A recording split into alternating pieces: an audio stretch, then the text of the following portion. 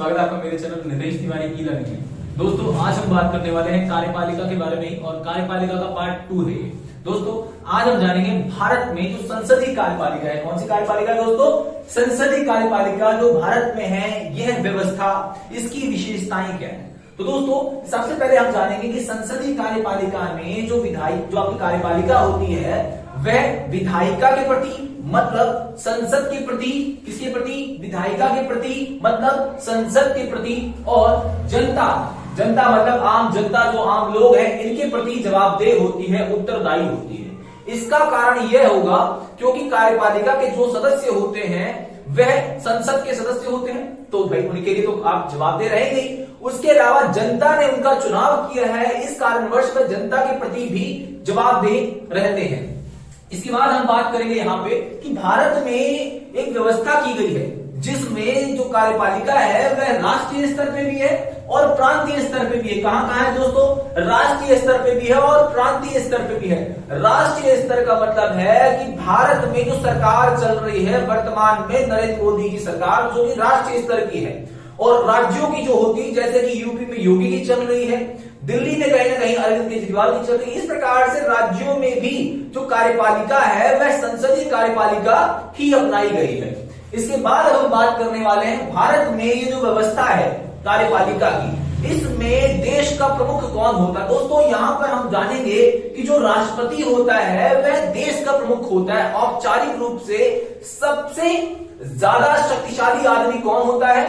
राष्ट्रपति होता है। और सारी जो पावर्स हैं, सारे जो अधिकार हैं, संविधान ने हमारे राष्ट्रपति को दिए हुए हैं, परंतु जो हमारे मंत्रिमंडल है, हमारे जो प्रधानमंत्री हैं, वह उन अधिकारों का, उन शक्तियों का प्रयोग करते हैं। अब देखिए यहां पर हम जानेंगे जो राष्ट्रपति आपका होता है उसी प्रकार से देखिए, जैसे देश में अगर सबसे बड़ा आदमी जो है, देश का प्रमुख आदमी जो है, अगर वह राष्ट्रपति है, तो राज्यों में भी, कहां पर दोस्तों? राज्यों में भी वही व्यवस्था है। और राज्यों में जो राज्यपाल होता है, कौन होता है? राज्यपाल होता है आपका, वह राज्य का सबसे प्रमुख आदमी होता है। और राज्य का सरकार जो होती है, सरकार, राज्य सरकार का सबसे बड़ा आदमी मुख्यमंत्री होता है। और देश में सरकार का सबसे बड़ा आदमी आपका प्रधानमंत्री होता है। यहां देखिए ज्यादा कंफ्यूजन नहीं है, हमने सिंपल कहा है कि देश का सबसे प्रमुख आदमी जो होता है राष्ट्रपति होता है, वहीं पर सरकार का, देश में मतलब सरकार का सबसे बड़ा प्रमुख आदमी प्रधानमंत्री होता है, उसके मंत्रिमंडल होते हैं। उसी प्रकार से हमारे राज्यों में भी वही व्यवस्था है, मतलब हमारे दोनों स्तरों पर, केंद्र स्तर और राज्य स्तर, दोनों स्तर पे जो कार्यपालिका है वहां सेम है। राज्य का सबसे प्रमुख आदमी राज्यपाल होता है, राज्यपाल के बाद सरकार का सबसे प्रमुख आदमी मुख्यमंत्री होता है, और मुख्यमंत्री के साथ उसके मंत्री परिषद भी होते हैं। तब समझ में आपको आ रहा होगा। उसके बाद देखिए राष्ट्रपति का चुनाव हम जानेंगे। जो भारत में राष्ट्रपति का चुनाव होता है, आप ये भी याद कर सकते हैं कि राष्ट्रपति का जो अनुच्छेद आपका किसमें है? 55। अनुच्छेद 55 में राष्ट्रपति के चुनाव की, हमने क्या कहा? राष्ट्रपति का जो चुनाव है वह अनुच्छेद 55 में है, अनुच्छेद 55 में दिया गया है, जिसमें राष्ट्रपति का जो कार्यकाल होगा वह 5 साल का होगा। राष्ट्रपति का जो चुनाव होगा वो अप्रत्यक्ष विधि से होगा। उसके अलावा राष्ट्रपति का जो चुनाव अप्रत्यक्ष विधि से होगा, उसका चुनाव हमारे सांसद और हमारे विधायक करेंगे। आम जनता का इसमें कोई योगदान नहीं होता है। इसके अलावा देखिए दोस्तों, यहां पर जो उनका चुनाव होता है ये 2 पद्धति द्वारा होता है। एग्जाम में आपसे पूछा जा सकता है कि राष्ट्रपति का जो चुनाव होता है वह किस पद्धति द्वारा होता है, किस तरीके से होता है। तो यहां पर हम बताएंगे समानुपातिक और एकल संक्रमण, जहां का मतलब ये होता है कि जो वोट देने का, जो मतदान देने का जो अधिकार होता है वो काफी एक ही, मतलब एक मतदान का एक ही, मतलब उसका महत्व रहेगा, एक व्यक्ति जो भी देगा। और राष्ट्रपति के चुनाव के लिए जो मतदान किया जाता है उसमें जो वोट है, जो आपको परसेंटेज है, कितने परसेंट अगर चीजें वोट मिल गए तो आप चुनाव राष्ट्रपति जीत जाएंगे, इस प्रकार की व्यवस्था वहां पर है।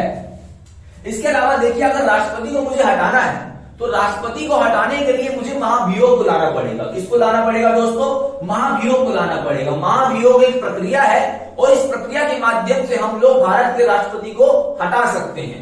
अभी तक इस प्रकार की जो प्रक्रिया है इसका कहीं नहीं लागू, अभी तक मतलब इसका सफलता इसको नहीं मिली है। एक बार 1991 में ऐसा हुआ था, परंतु जो आपका था राज्य राष्ट्रपति को हटाया नहीं जा सका। यहाँ पे जो आपका राष्ट्रपति होता है, बहुत जरूरी बात है कि एक ही कारण है जिसके कारण आप राष्ट्रपति को हटा सकते हैं, वह बात है संविधान की अवमानना। राष्ट्रपति को हम केवल एक ही कारण की वजह से हटा सकते हैं, संविधान की अवमानना कह लीजिए, या संविधान के अनुसार कार्य ना करना, या वैधानिक कार्य ना करना, गलत तरीके से काम करने का प्रयास करना, तो इस कारण ही हम हटा सकते हैं, केवल यही कारण रहेगा। इसके बाद देखिए, राष्ट्रपति के विशेष अधिकार भी हैं। भारत में जो राष्ट्रपति है उसकी जो स्थिति होती है देश के सबसे प्रमुख आदमी की होती है, देश के सर्वोच्च आदमी की होती है। मतलब सारे कानूनी, विधायी या आपके बजट संबंधित जो भी अधिकार है सब कुछ राष्ट्रपति के पास है, लेकिन उनका प्रयोग मैंने पहले भी बताया प्रधानमंत्री और उनके मंत्रिपरिषद ही करते हैं। उसके अलावा राष्ट्रपति के पास ये 3 विशेष अधिकार जरूर है। पहला जो विशेष अधिकार है वह होगा वीटो पावर।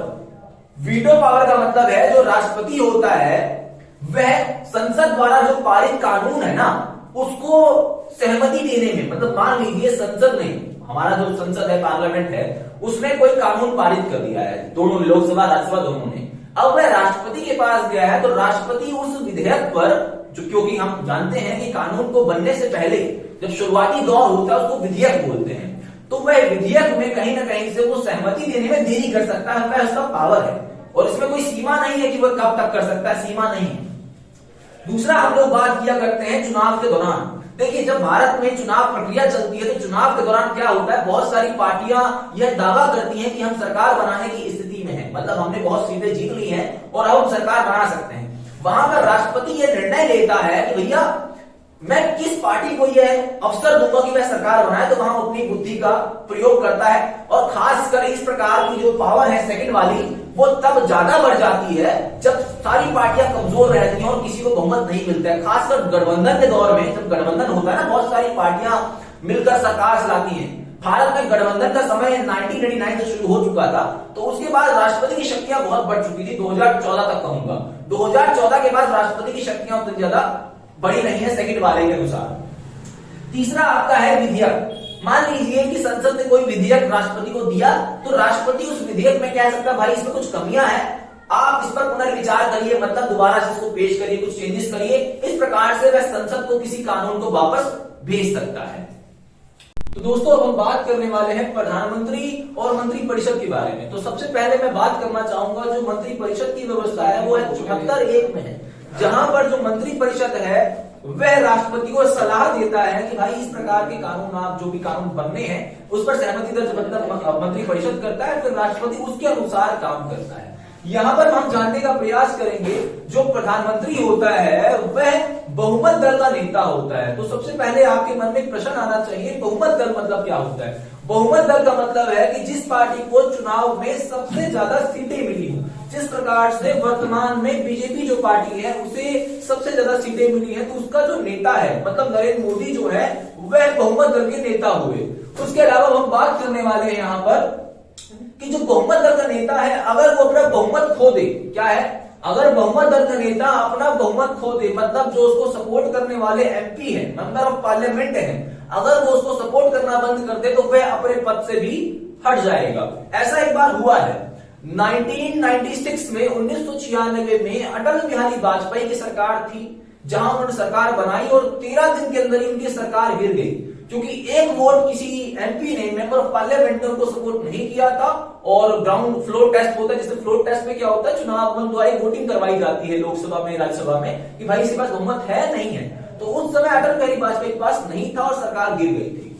अब हम बात करने वाले हैं प्रधानमंत्री जो होता है वो मंत्रिपरिषद जो आपका है उसको निर्धारित करता है, मतलब कौन उसके कैबिनेट मिनिस्टर बनेगा, कौन उसका राज्य मंत्री बनेगा, ये कौन विदेश मंत्री बनेगा, कौन कानून मंत्री बनेगा, ये सब डिसाइड जो करता है वह स्वयं प्रधानमंत्री करता है। कौन करता है?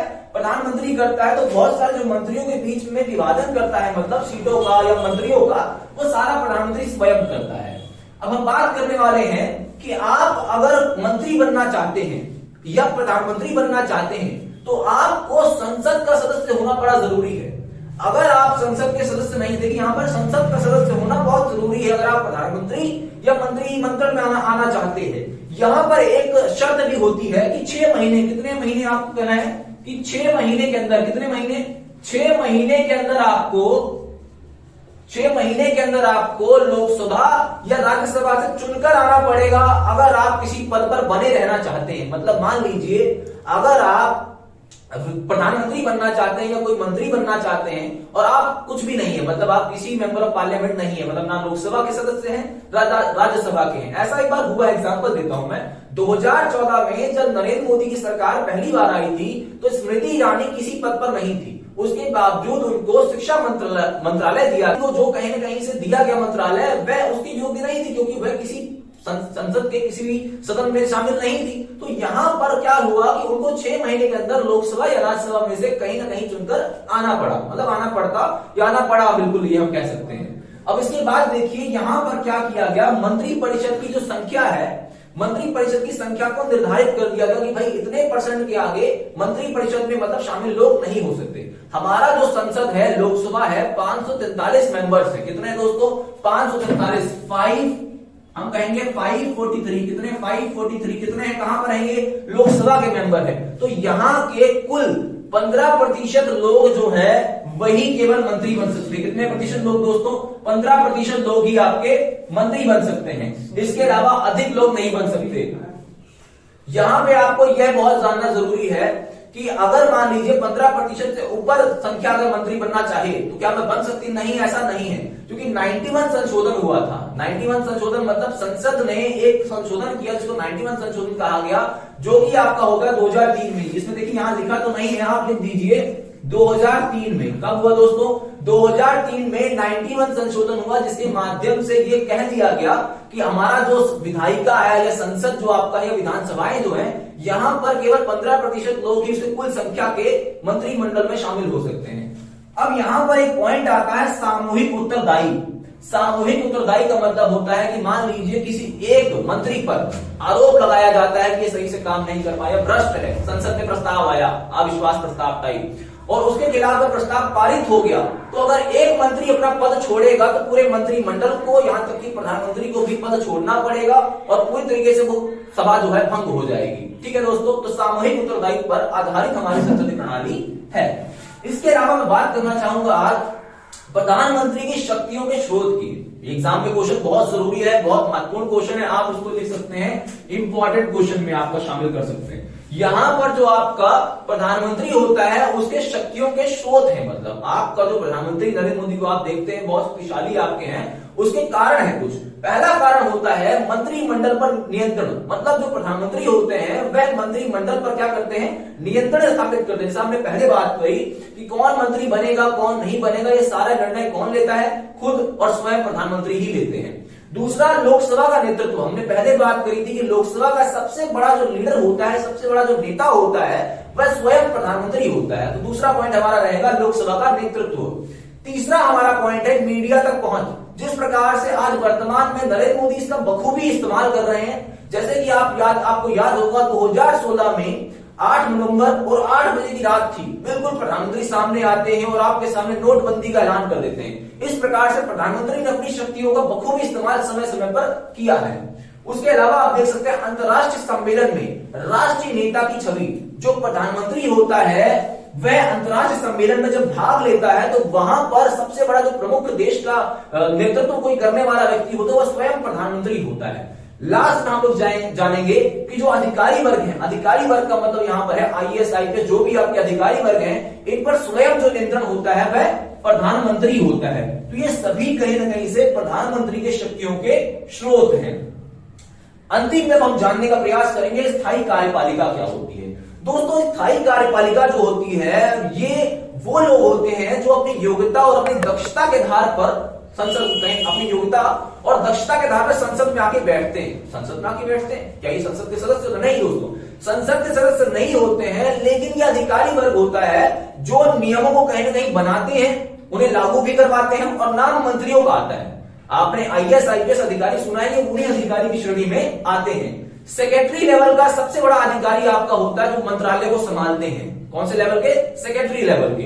अब यहां पे सबसे बड़ी संस्था है संघ लोक सेवा आयोग, जिसको हम लोग UPSC भी बोलते हैं। UPSC क्या बोलते हैं दोस्तों?